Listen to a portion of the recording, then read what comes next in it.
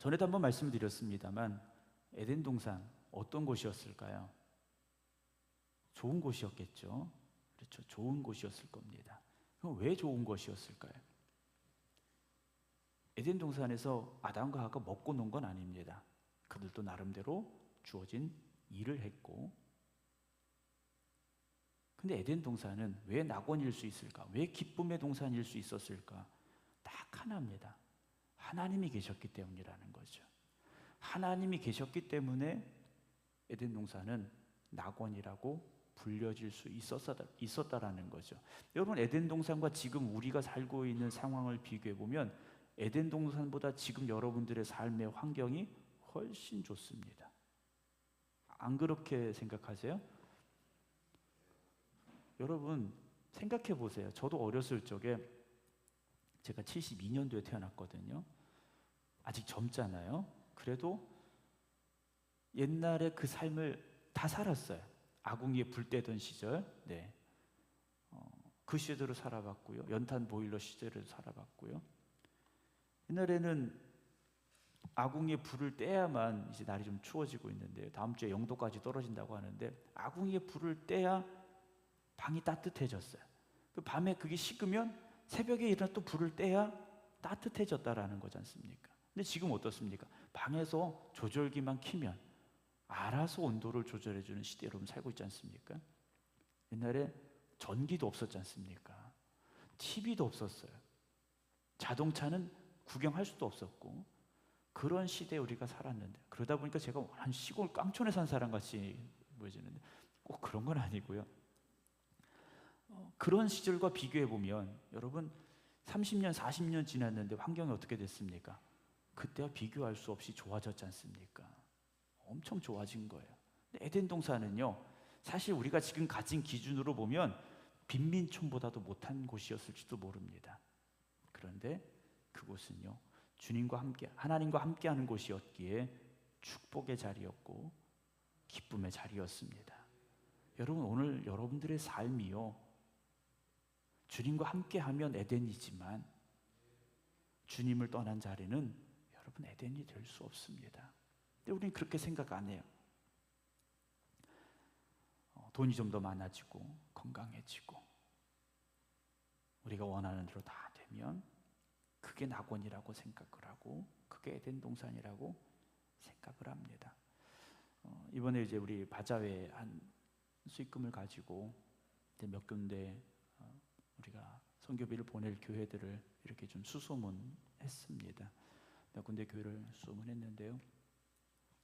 뭐 얼마 전에 교육관이 교회 식당이, 조그만 식당이 불탄 교회도 있었고, 교인이 뭐 대여섯 명밖에 안 돼서 목회하러 오실 분이 없는 교회에 이번에 신학대학원을 졸업하는 아직 파송받지 못한 전사님이 제가 가겠습니다라고 온 교회도 있었고요. 제가 목회를 하면서요, 저 자신에게도 고민이 있었습니다. 말씀드렸지만 내가 정말 목회를 계속 해야 될 것인가에 대한 문제도 고민이 되기도 했었고, 목회에 대한 기쁨이 없는 그런 시간들도 있었습니다. 근데 이렇게 쭉 지나서 보면요, 왜 그랬을까라는 생각이 들어요. 왜 그랬을까? 결국은 은혜를 잃어버렸을 때였다라는 거죠. 은혜를 잃어버리고 인간적인 생각을 가지고 무엇인가 해보려고 할 때는요, 그런 고민이 오게 됩니다. 여러분들이 신앙생활도 마찬가지예요. 여러분 주일, 수요일 예배, 여러분 우리가 교인이기 때문에 의무적으로 나와야 된다 생각이 되시면 이 시간이요, 상당히 힘든 시간입니다. 설교는 10분만, 얼마나 은혜로울까요? 네. 그 생각을 가질 수밖에 없어요. 근데 그 은혜를 잃어버리면 모든 것이 형식적인 것이 되고 의무적인 것이 되고, 그러다 보면 귀찮은 것이 될 수밖에 없습니다. 절대 여러분 예배는 귀찮은 게 아닙니다. 네. 목사로서의 어떤 기쁨을 잃지 않도록 네. 여러분 예배는요, 길수록 좋은 거예요. 네. 예배는 길수록 좋은 겁니다. 예배가 왜 길어지느냐? 목사가 말을 많이 해서 길어진다는 것이 아니라요, 그 은혜를 놓치기 싫어하는 그 간절함이 있을 때, 은혜에 대한 목마름이 있을 때 예배는 길어질 수밖에 없습니다. 전하는 이도 듣는 여러분들도 그 사모함과 목마름이 있으면 절대 예배가요 지루하지 않고요. 그런데 한국교회가 어느 순간부터 예배 시간이 점점 짧아지고 있다라는 얘기들을 합니다.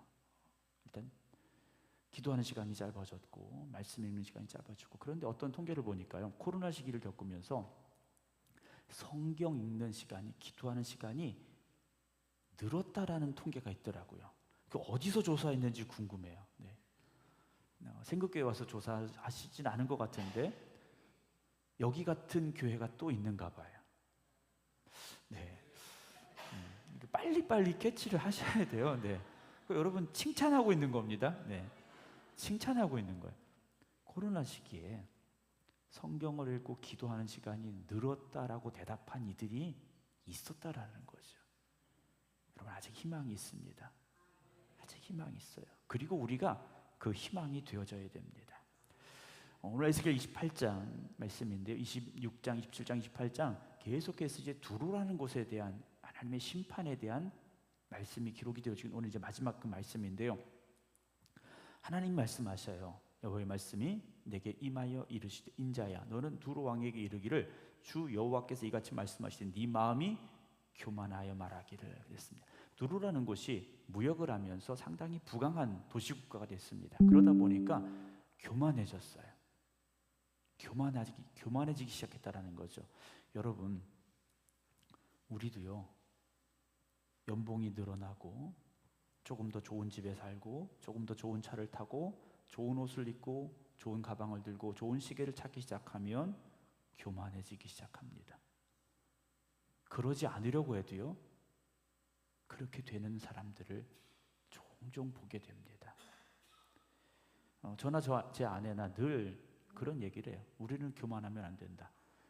제가 그래서 뭘 대단해져서 지금 교만하면 안 된다 이 말씀이 아니라, 그런 분들을 보니까 교만하면 안 되겠더라고요.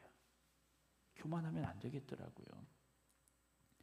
목회를 하다 보면 어떤 모임들 이런 걸 이제 하게 됩니다. 그러면 비슷비슷한 목사님들이 모이는 게 아니라 아주 대형교회, 초대형교회 목사님들도 같이 이렇게 모임을 하게 될 때가 있어요.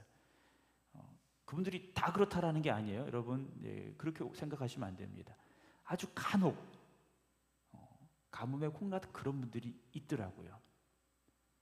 우리가 흔히 말하는 개구리 올챙이적 생각하지 못하는 그런 행동들을 하시는 분들이 있었어요. 그래서 여러분 우리는 그러면 안 되겠다라는 생각을 해요. 그런데 어느 순간 저도 보면요, 죄송하지만 나이를 조금씩 먹어가면서요, 조금 변했구나라는 생각이 들어요. 그래서 또 회개합니다. 그러면 안 되겠구나. 그래서 요즘은 젊은 전사님들, 젊은 목사님들 만나도 꼭 존댓말 쓰려고 노력을 해요. 별거 아닌 것 같지만 존댓말을 쓰면서 존중해주고 이렇게 대화를 하려고 노력을 합니다. 저도 우리 성도님들에게 될 수 있으면 항상 존댓말 쓰려고 합니다. 작은 저의 노력이에요. 네. 작은 저의 노력입니다. 근데 두루라는 것은요, 한마디로 말해 잘 먹고 잘 살게 되니까 교만한 거예요. 그리고 스스로를 신과 같이 생각을 했다 그래요. 다 내 마음대로 된다. 신이라는 이 표현은요, 내 하고 싶은 대로 다 되는 거예요.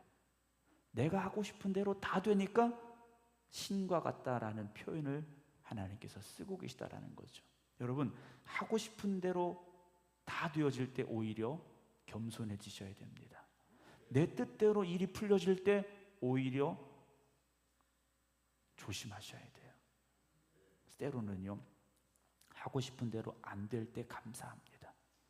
때로는 인생이 막힐 때 더 감사해요. 하나님, 내 힘은 여기까지입니다.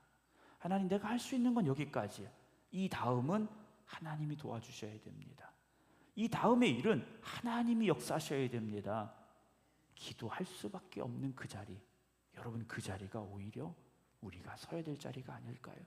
내가 모든 것을 다 하고 내가 모든 것을 다 이루면 우리는 교만해질 수밖에 없습니다. 그러나 인생의 문제 앞에 서면서 내 힘으로 도저히 안 되는 그 상황을 마주하면서 하나님 앞에 엎드린다면 하나님 여러분들의 힘이 되어주실 것이고 능력이 되어주실 것이고 여러분들을 통해 놀라운 역사를 이루어 가시는 하나님의 은혜를 허락하실 줄로 믿으시기 바랍니다.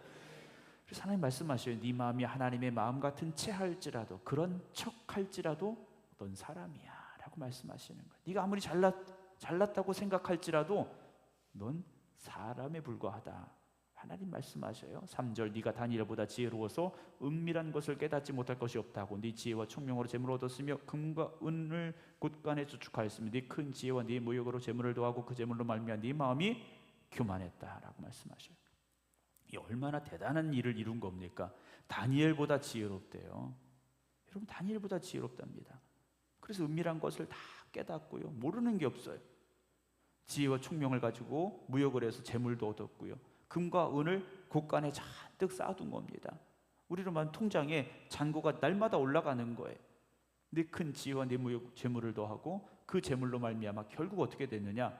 마음이 교만해졌다라는 거죠. 마음이 교만해져 버렸다라는 겁니다. 사랑하는 성도 여러분, 저도 여러분들도 우리 교회도 항상 하나님 앞에 겸손해야 됩니다. 왜냐? 오늘 이 교만의 결론이 무엇이냐? 하나님께서 꺾으신 거예요.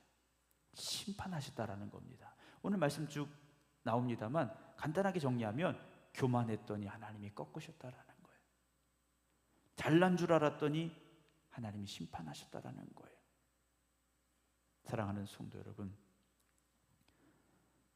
오늘 우리가 한번 우리 자신을 돌아보게 됩니다.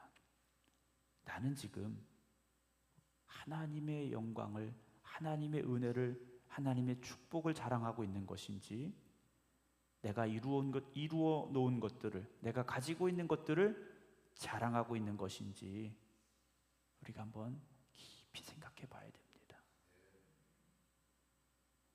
여러분, 내가 나를 자랑하고 나를 내세우고 나를 높이고 있다면 우리는 두로와 마찬가지일 수밖에 없어요.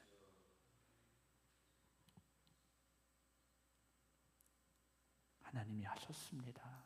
하나님이 도우셨습니다. 우리가 그렇게 고백해야 됩니다. 한번 말씀드렸습니다만 우리 생극교회가 부흥했다라는 얘기를 들으신 목사님들이 물어보셔요.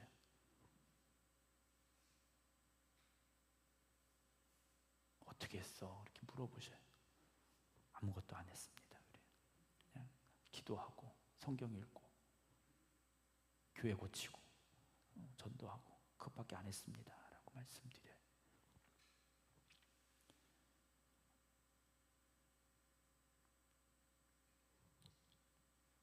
우리는 그냥 조금씩 변화됐으니까 잘 체감을 못 하시죠. 그런데 밖에서 보기에는 좀 별난 교회예요. 좀 대단한 교회입니다. 2년 사이에 우리가 예배 출석 인원이 2배 이상이 됐고 결산도 2배가 됐고 보통의 교회는 아닌 거예요. 그렇죠? 그럼 여러분들이 보통 사람은 아닌 거예요. 네. 근데 우리는 알지 않습니까? 하나님이 하신 거잖아요. 그리고 앞으로도 우리는 하나님의 도우심을 기대할 수밖에 없는 거지 않습니까? 그런 겸손함이 우리에게 있다면요, 하나님은 우리 교회를 더 귀하게 사용하여 주실 줄로 저는 믿습니다. 그런데 만약 우리를 자랑하기 시작하고 우리가 영적으로 교만해지기 시작하면 우리는요, 어느 순간 하나님이 꺾어버리시는 교회가 될지도 모릅니다. 오늘 하나님께서 두로를 심판하시는 이 말씀이요, 아주 처참한 상황이 그들에게 벌어집니다. 그 옆에 있던 시돈도 마찬가지고요. 23절 봅니다.